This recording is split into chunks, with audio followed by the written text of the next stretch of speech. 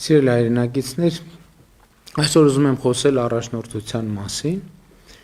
եւ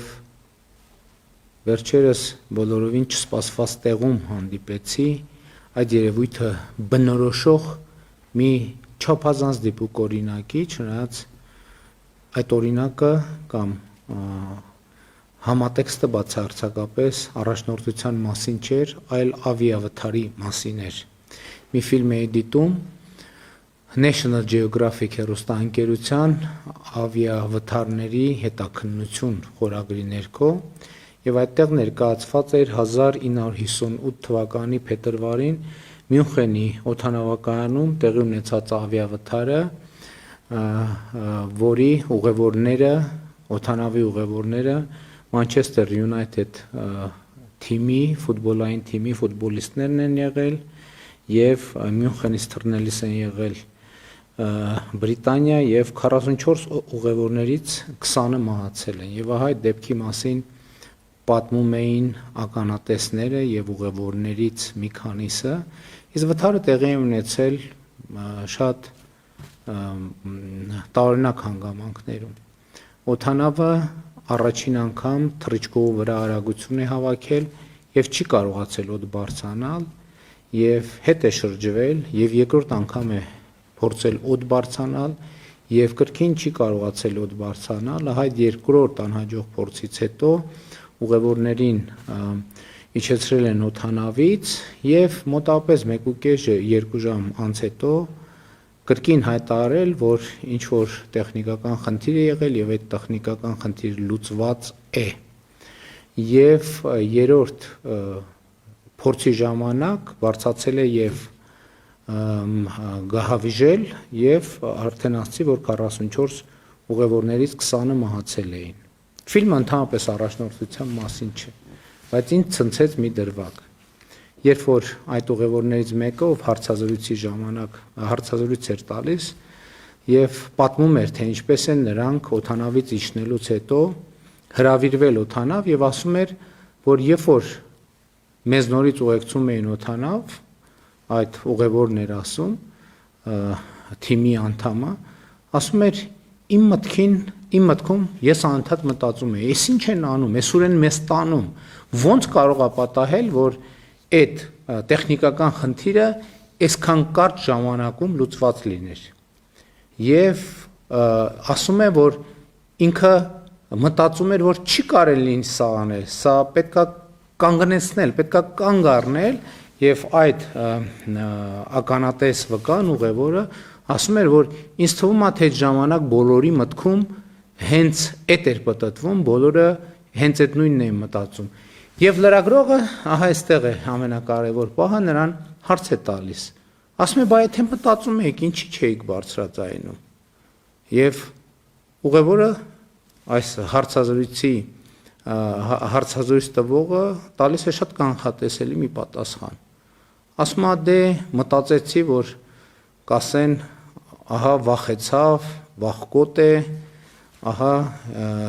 նյարդերը տեղի տվեցին, թույլ է հոգեբանորեն, կամային հատկանիշներից է թույլ եւ այլն եւ այդպես շարունակ, եւ այդտեղ բարձրացել են եւ արդեն ասացի, որ գահավիժել է։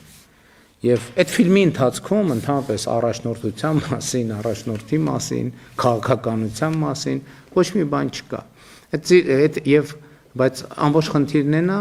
որ ես այս դրվագի մասին մտածելիս եկա հետեւյալ եզրակացության, որ այն ինչ իրավիճակը նկարագրում էր մարդը, որ բոլորը գնում էին թերևս մտածելով նույն բանը, բայց շարունակում էին գնալ եւ ոչ մեկ չէր բարձրաձայնում դրա մասին, ահա այդ չբարձրաձայնելը առաջնորդության պակասության կամ բացակայության հետևանք էր։ Եվ եթե նրանցից որևէ մեկը բարձրաձայներ եւ առերեսվեր իրականությանը, արձանագրեր այդ իրականությանը եւ այդ իրականությունից բխող հետևություններ եւ առաջարկաներ,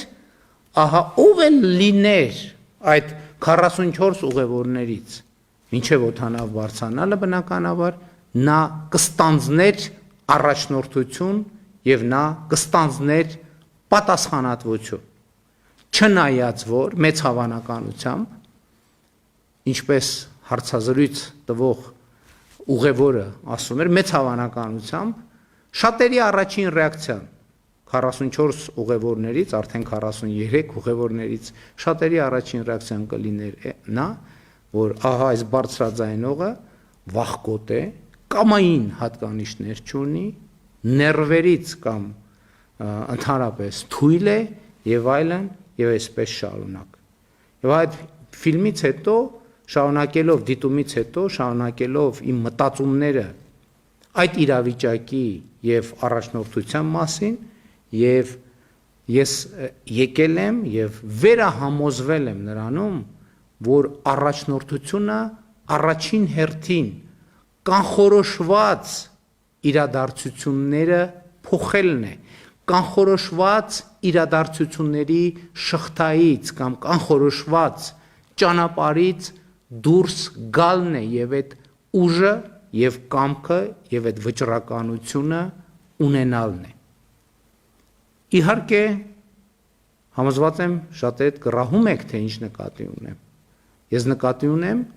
որ մենք այո 2018, 19, 20, 21, 22, 23, 24 թվականներին ցուցաբերել ենք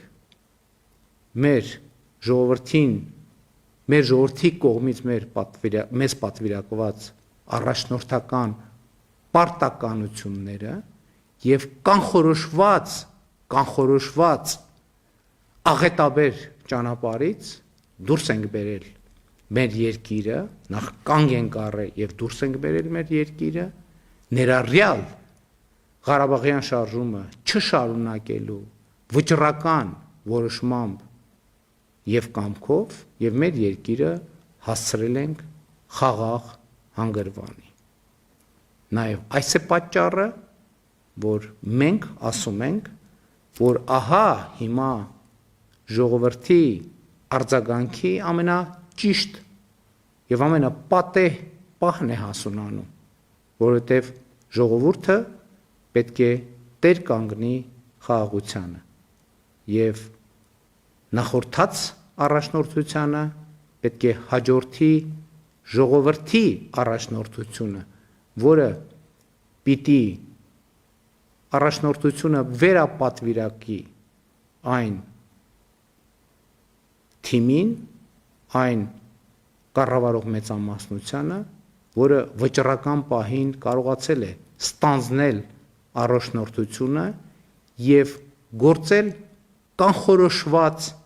տրամաբանությունից դուրս եւ երկիրը կարողացել է հասցնել խաղաղ նավահանգստի, ինչի վերաբերյալ խոստումները հնչել էին նախորդիվ։ Շնորհակալ եմ։